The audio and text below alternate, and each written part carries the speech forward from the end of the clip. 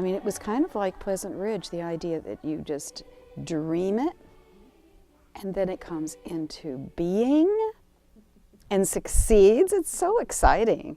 There's also something magnetic about this land, this area, these hills, that fosters this kind of growth and creative thinking. We came at a time when Pleasant Ridge Waldorf School was a one-room schoolhouse. It was the year that Karen Beeson, Philithea Beeson, had asked for all of this input about should she go ahead, should the school fold, or should she go ahead and just have a one-room schoolhouse. So she solicited all this international input from all the Waldorf schools that we had access to, and from that they said, do it, one-room schoolhouse. There is precedent for that. This was a deed to start the school, to bring this type of new way of thinking and new education into the world and bring it here.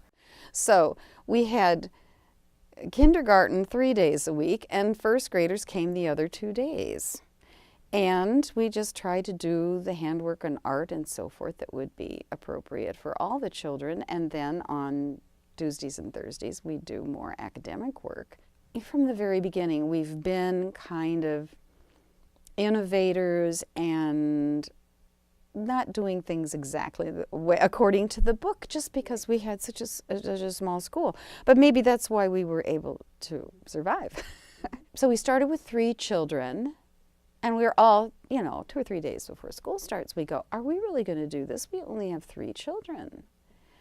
And we just agreed, if we don't do it now, when will we start it? You have to start. Things started small, but it was a very, very, it was a real close feeling. I can't forget the first night, the first back to school barn dance and potluck. It was at the Agar's farm, and just finding it was interesting. Then parking on the field was another experience. And then this car that drove in right next to us was Susan and Barry Paul with their 2 sons, David and Ryan. And Katrina and Ryan were the new kids in the class, grade 1 that year. So we became good friends. And as we walked across the field and looking at the barn, and all of the corn was out, and the kids were running up the field road, oh wow, it was Norman Rockwell, totally. And then the meal was great, and the dancing was so fun. The kids just had a riot. And that kind of tone for starting the year kept going for a number of years. Our family got involved with Pleasant Ridge School in 1989, I think, when I was going into the 4th grade. My younger sister was going into the 1st grade. And so I joined a combined class with Michael Wright, who was my class teacher for that first year. And it was a 3rd, 4th, and 5th grade combined class, all in one classroom, half of the old main building. There was 2 main lessons, two classes going on with the same teacher. It was really a wonderful, 3-ring circus in a lot of ways, but it was totally wonderful in every way. After a long search, we found ourselves in Viroqua. And it turned out to be the place that captured all of our imagination. There wasn't very much, 3 wooden framed buildings side by side. The school only went to a combined 5th, 6th that year that we visited. Everything felt right. And our daughter, like the kindergarten, stayed in there all day. She had not done that at any of the other schools, including her own kindergarten. So she was comfortable. It was pretty obvious. The preschool was in the cricket house, which is not there anymore, but it was called the cricket house for good reason. There were crickets among other things in there, but of course it was made to be cozy and beautiful. The first thing that comes to mind is simply the model of the teacher that, especially Michael Wright, this class teacher I had, for me remains this model of really the Renaissance human being, a person who is a musician and a carpenter and a scholar and an artist, and really bringing those all together in this dynamic way, and the ability to work with people of all different levels classroom with, you know, 3 grades all together in whatever space, you know, and really this ability to improvise and do it in this incredibly loving and artistic and just dynamic way. And that for me remains one of my models of a teacher, you know, as I think about being a teacher and also just as a human being. I think that is really core. And many other people around the school, you know, around Pleasant Ridge in my years here represent that. Some of the specialty teachers, some of the really core parent volunteers, and just, you know, real, you know, Barbara Peterson, people who are real, like, human beings who represent the highest that I've ever known. And so that's something I strive for as a teacher, those kind of images.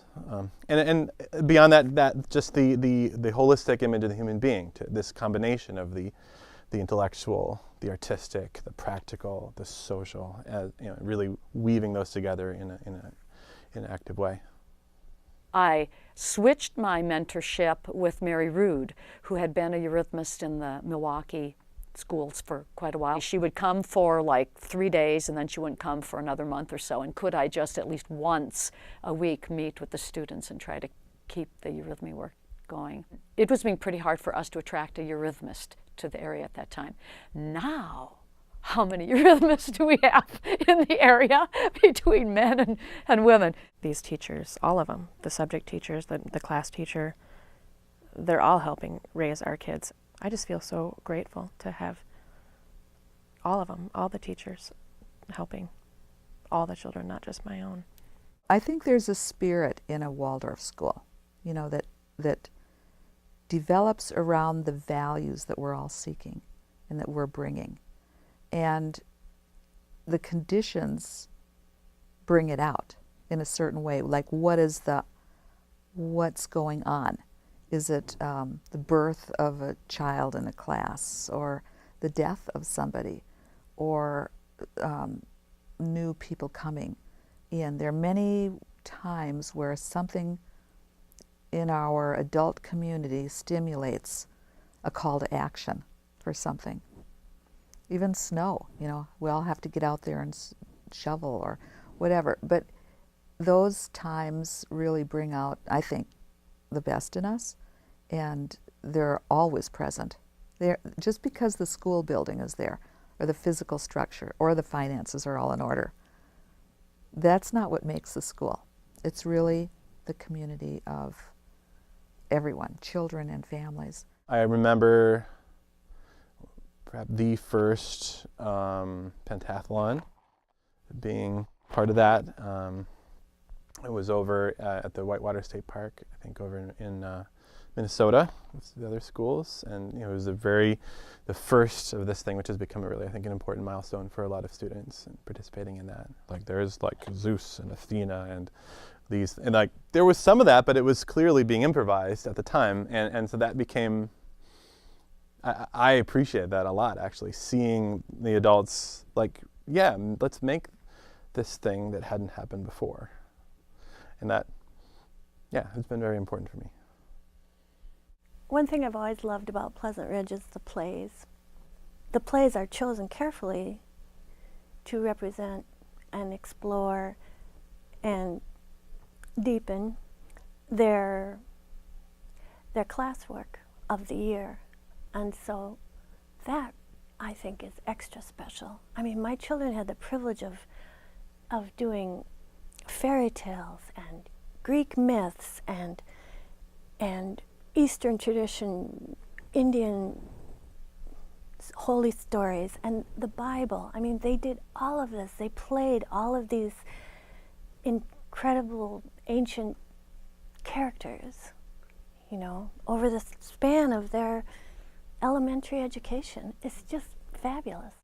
You know, there's an authenticity to what's happening here that people recognize, a sense of being involved with the nuts and bolts of how something works, that, you know, people feel so disconnected from institutions and from the food systems, and there's a sense that this is a place where the scale is small enough and the skills are present here that people, you can really get down into the dirt and really get to construct a life that you can understand and feel with all of your senses in a way. And the school, you know, Pleasant Ridge, youth initiative, these schools have been really essential to building up that culture here. So now Viroqua seems to be a fairly thriving town, and people, you know, do give credit to the school for having brought fresh people in here with some income sources that weren't dependent on just the few jobs that were here. And so now I think the school is quite different. There's a lot of people, when you read the newsletter and so forth, you see people have come from all over the United States to come to this area and go to school. Taya was 2 at the time, so I hadn't really thought about school or where she'd go to school or what kind of school nothing. I mean, she was so little. And obviously being in the town for a few days, we heard about the school, and I thought I'd just pop over and check it out. And we had a lovely chat. He showed me around and got some paperwork and found a farm in Lafarge, and you know, within 72 hours we had decided we'd stay here. It was just kind of everything at once, the land, the school, it all just worked out. Something that I've had the privilege in my several times in my life, from the high school, Pleasant Ridge, and many smaller parts of that, is to see things grow from the beginning to established institutions. So, and I think that really has shaped the way that I think about things, and I feel like I've had the gift of being able to go and, with confidence, start new things. What I was able to see was what I hoped, this real balance of the male and female in my children, and this balance of the artistic with the academic. And I could see that they were able to be pushed forward in strength in both, such that when the oldest 2 went on to Westby, they were top of their class.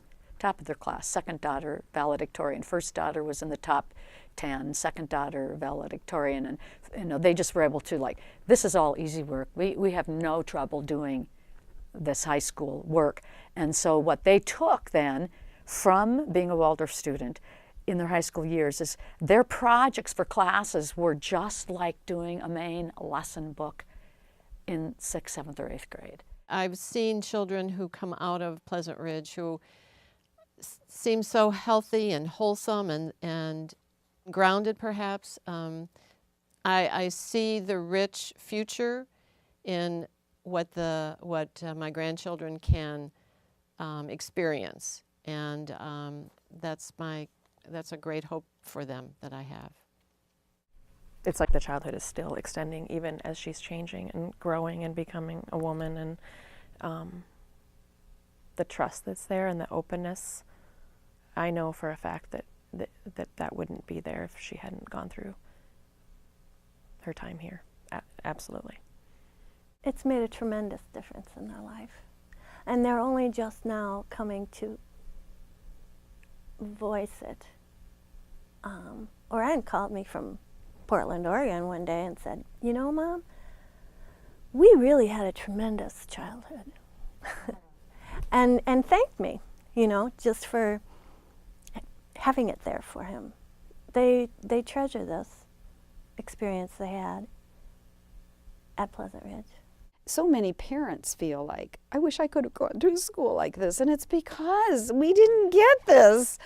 You know, knitting and weaving and dyeing and spinning and making copper bowls and carving things and chisels and you know, singing, playing instruments, learning foreign languages. It goes on and on and on.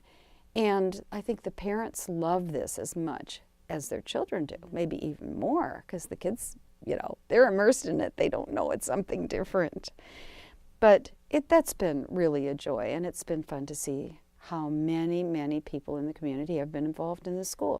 People in other Waldorf schools think that, you know, oh, we've got it made. I think there's a kind of idealism that still is here too, that's young, or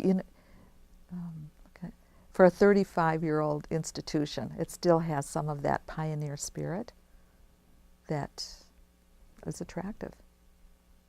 We were just so amazed at how connected the children were with each other, what a community they were.